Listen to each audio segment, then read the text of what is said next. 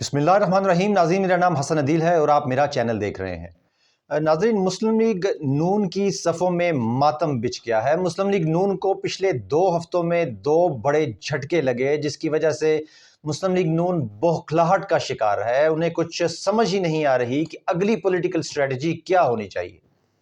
اس بارے میں ڈیٹیل سے بات کریں گے۔ اس کے بعد بات ہوگی دھرنا کیس کی، کہ آخر دھرنا کیس سے سب اتنے خوفزدہ کیوں ہیں، اور آخر میں بات کریں گے شیخ رشید صاحب کے کیس کے حوالے سے کچھ اپڈیٹس ہیں، اور نگران حکومت نے ایک پلان تیار کیا ہے پاکستان کو ترقی کی راہ پر گامزن کرنے کے لیے۔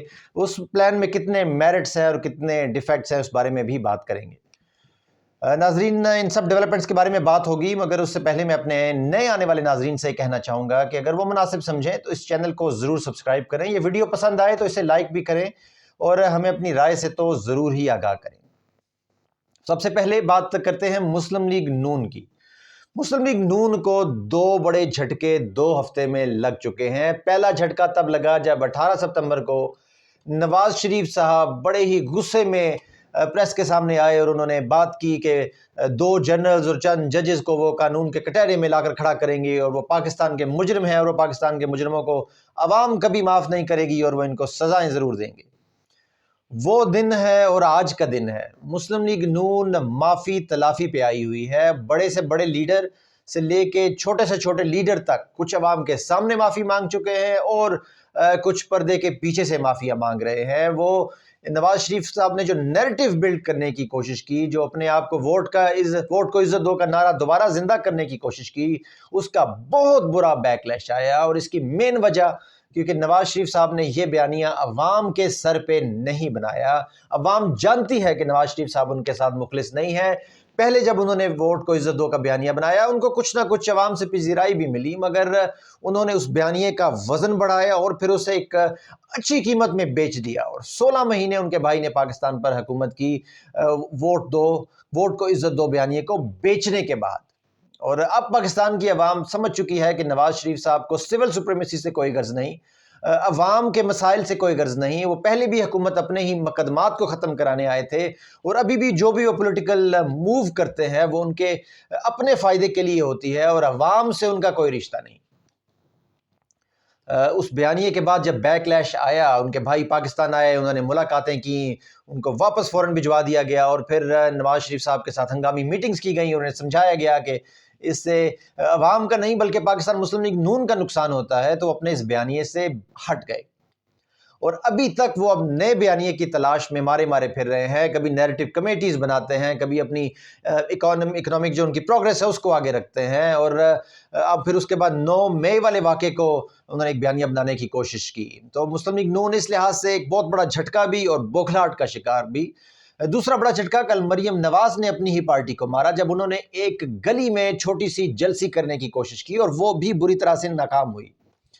لاہور جو مسلم لیگ نون کا گڑھ سمجھا جاتا ہے، جو مسلم لیگ نون کی طاقت ہے، اور پچھلے کچھ انتخابات میں ہم نے دیکھا کہ مسلم لیگ نون کی جو پنجاب میں کامیابی ہوتی ہے اس کی مین وجہ لاہور ہوتی ہے، کہ لاہور سے ان کا گھر بھی ہے، وہ رہتے بھی وہی ہیں، اور اچھی بھلی سیٹس مسلم لیگ نون وہاں سے لے کر جاتی ہے۔ مگر اب مسلم لیگ نون کا جو برا حشر کیا ہے لاہوریوں نے کل، وہ ہم سب کے سامنے ہے۔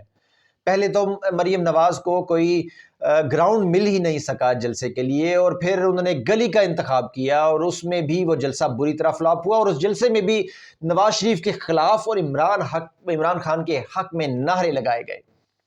اور یہ جب جلسے کے فلاپ ہوتے ہی نواز شریف صاحب مایوس ہو گئے، ان کی مسلم لیگ نون کی صفوں میں ماتم بچھ گیا، اور اس کے بعد انہوں نے ہنگامی اجلاس بلا لیا، اور ابھی تک وہ سب سر جوڑ کر بیٹھے ہیں کہ اب اتنے بڑے سیٹ بیک کے ساتھ کیا جائے۔ اب اس تمام صورتحال کو مد نظر رکھتے ہوئے یہ بھی ہمیں نہیں بھولنا چاہیے کہ ابھی جو پنجاب میں نگران حکومت ہے، جو اسٹیٹ میں نگران حکومت ہے، وہ سب نواز شریف کے اعلی کار ہی ہیں۔ اس کا منہ بولتا ثبوت یہ ہے کہ پاکستان کے انٹیریئر منسٹر نے ایک چھوٹا سا بیان دیا، اور وہ پاکستان کے انٹیریئر منسٹر ہیں، بالکل وہ بیان دے بھی سکتے تھے کہ نواز شریف صاحب سزا یافتہ ہیں اور انہیں پاکستان آتے ہی جہاز سے گرفتار کر لیا جائے گا۔ اس کے بعد ان کو رانا ثناء اللہ صاحب کی طرف سے اور مسلم لیگ نون کے دیگر پارٹی لیڈران کی طرف سے دھمکیاں ملی، और वो इतना मजबूर हो गए, इतना बेबस हो गए कि उन्हें माफ़ी तक मांगनी पड़ी। उन्होंने एक दोबारा प्रेस कॉन्फ्रेंस हुई जिसमें उनसे एक बिल्कुल सवाल उनके लिए पहले ही तय थे और उनके जवाब उन्होंने बड़े ही धीमे अंदाज में और बड़े ही बैक फुट पर जाकर दिए।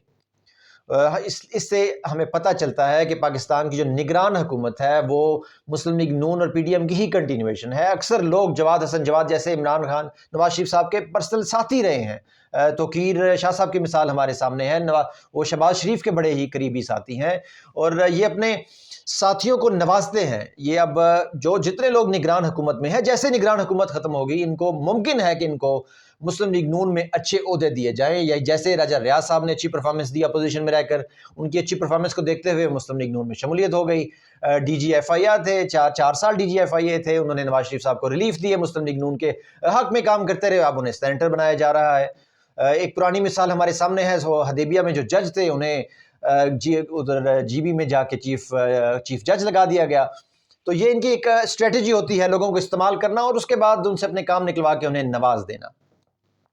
तो मुस्लिम लीग नून को बार बार झटके मिल रहे हैं, अवाम में पजीराई बिल्कुल नहीं है, इमरान खान की मकबूलियत को बिल्कुल कम नहीं कर पा रहे अवाम, बल्कि जैसे जैसे दिन गुजरते जा रहे हैं हमें अवाम ज़्यादा ज़िद पे आती हुई नज़र आ रही है, क्योंकि वो देख रही है कि ख़ास पार्टी के साथ कितने जुल्म हो रहे हैं और दूसरी पार्टी को हर लिहाज से नवाजा जा रहा है।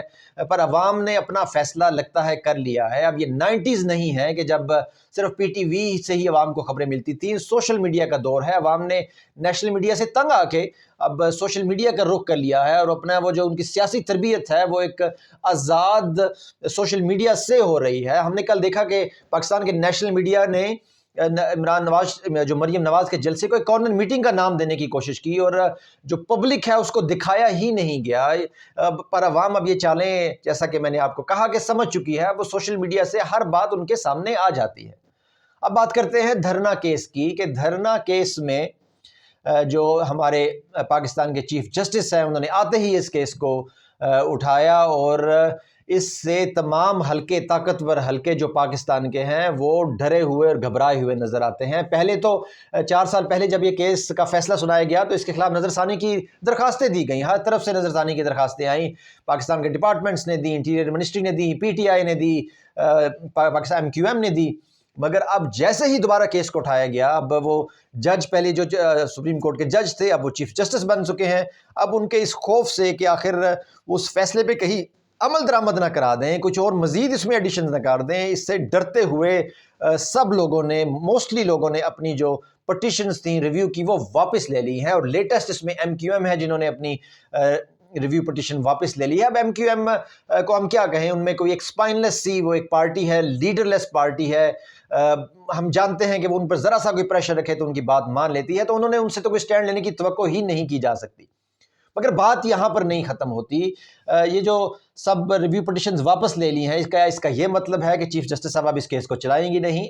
मेरे ख्याल में ऐसा नहीं है, क्योंकि चीफ जस्टिस साहब ने, ज़ाहिर है उनका अपना फैसला था, उन्होंने अपना फैसला बदलने के लिए तो इस केस को नहीं उठाया था, मगर वो एक क्लियर मैसेज देना चाहते थे कि अब अदालती फैसलों पर अमल दरामद होगा और ज़रूर होगा। ये इंडिपेंडेंस ऑफ जुडिशरी के लिए भी ज़रूरी है और पाकिस्तान की तरक्की और तामीर के लिए भी बहुत ज़रूरी काम है। तो अब देखना है कि अब समाअत में चीफ जस्टिस साहब इस केस को कैसे लेकर चलते हैं और अपने फैसलों पर अमल दरामद कराने की जो उन्होंने पहले रिपोर्ट भी तलब की थी, अब हुकूमत वो रिपोर्ट पेश करती है। रिपोर्ट क्या पेश करनी है, उसमें कुछ है ही नहीं, अमल दरामद तो हुआ ही नहीं। और जब ये चीज़ चीफ जस्टिस साहब के सामने आएगी कि अमल दरामद तो उनके फैसलों पर नहीं हुआ, तो फिर वो क्या एक्शन लेंगे और किस कदर स्ट्रिक्ट एक्शन लेंगे और कौन कौन से इंपॉर्टेंट लोग, कोई एक्स जनरल्स भी क्या है उनके इस जद में आ जाएंगे और उनको भी कानून के शिकंजे में फंसा दिया जाएगा। अब ये आने वाले कुछ दिनों में हमें पता चलेगा कि चीफ जस्टिस साहब इस केस को कैसे लेकर चलते हैं। अब बात करते हैं शेख रशीद साहब की। शेख रशीद साहब के लिए एक अच्छी खबर है कि लाहौर हाई कोर्ट पिंडी बेंच ने पुलिस को 1 हफ्ते में शेख रशीद को पेश करने का हुक्म दे दिया है। हुकूमत ने उनसे 2 हफ्ते मांगे थे, मगर लाहौर हाई कोर्ट ने उनकी बात ना मानी और सिर्फ 1 हफ्ते में हुक्म दिया है कि उनको पेश किया जाए, वरना अदालत अपनी कानूनी कार्रवाई करेगी और FIR काट देगी। अब आखिर में बात करते हैं, एक अच्छी बात भी हो जाए कि निगरान हुकूमत ने एक प्लान तैयार किया है, अखराजात कटौती प्लान। اس میں 14 خرب روپے کے اخراجات جو ہیں وہ کم کرنے کا ایک منصوبہ تیار کر لیا گیا ہے۔ اس میں جو افسران کا سٹاف ہے انہیں کم کرنے، پینشنز الاؤنس کو منجمد کرنا اس پلان کی تفصیلات میں شامل ہے۔ اب دیکھنا یہ ہے کہ یہ پلان صرف ایک پلان ہی رہتا ہے یا اسے ایکچولی عمل درآمد بھی اس پر کیا جاتا ہے۔ اور اگر یہ پلان بنانا ہی تھا تو ایک بات اور پر بھی غور کر لیتے کہ پاکستان کے وزیراعظم کاکڑ صاحب جو غیر ملکی دورے کر رہے ہیں اور ان دوروں میں اپنی وہ فیملیز کے ساتھ پرائیویٹ جہازوں پر سفر کر رہے ہیں، کبھی وہ فرانس کے ریسٹورنٹس میں نظر آتے ہیں، کبھی وہ لنڈن میں یاشیاں کرتے ہوئے نظر آ رہے ہیں، کبھی وہ امریکہ کے ریسٹورنٹس میں نظر آتے ہیں، مہنگے ترین ہوٹلز میں اسٹے کرتے ہیں، تو کیا وزیراعظم پر بھی کوئی چیک کیا جائے گا یا نہیں؟ کیونکہ جب بھی اس طرح کے پلان پاکستان کی تاریخ میں بنے، جو ٹاپ لیڈرشپ ہے اس کو چھوڑ دیا جاتا ہے اور یہ پلان نچلے لوگوں پر انفورس کیا جاتا ہے اور ان کے لیے مزید سختیاں کر دی جاتی ہیں۔ تو ایسا پلان ضرور بننا چاہیے، پاکستان کے لیے خوشائند بات ہے، مگر اس پر اکراس دا بورڈ عمل درآمد کے بغیر اس طرح کا کوئی پلان پاکستان کی ترقی میں مددگار ثابت نہیں ہوگا۔ آج عمران خان صاحب کا بھی کیس ہے، اب دیکھنا ہے کہ کیس کی سماعت اس وقت جاری ہے، دیکھنا ہے کہ عدالت سے ان کو جو 9 کیسز میں ان کی ضمانتیں لگی ہوئی ہیں ریلیف ملتا ہے یا نہیں، پر حالات کچھ ایسے نظر آ رہے ہیں کہ شاید عمران خان کو صاحب کو آج بھی کوئی ریلیف نہ مل سکے، اگر مل گیا تو یہ بہت بڑا سرپرائز ہوگا، اور اللہ کرے کہ انصاف اپنا رستہ رہے اور اسلام آباد ہائی کورٹ نے جو فیصلے محفوظ کر کے رکھے ہیں، جن کا کوئی تک نہیں بنتا محفوظ کرنے کا، کیونکہ جس بندے کے لیے آپ نے فیصلے کرنے ہیں، جو انصاف کے لیے آپ کی عدالت میں آیا ہے، اگر وہ آپ کے فیصلے محفوظ کرنے سے سفر کر رہا ہے تو یہ ہرگز یہ چیز انصاف کے تقاضے پورے نہیں کرتی۔ ناظرین، یہ تھی ابھی تک کی ڈیولپمنٹس۔ ویڈیو دیکھنے کے لیے بہت شکریہ۔ پاکستان زندہ باد۔ اللہ حافظ۔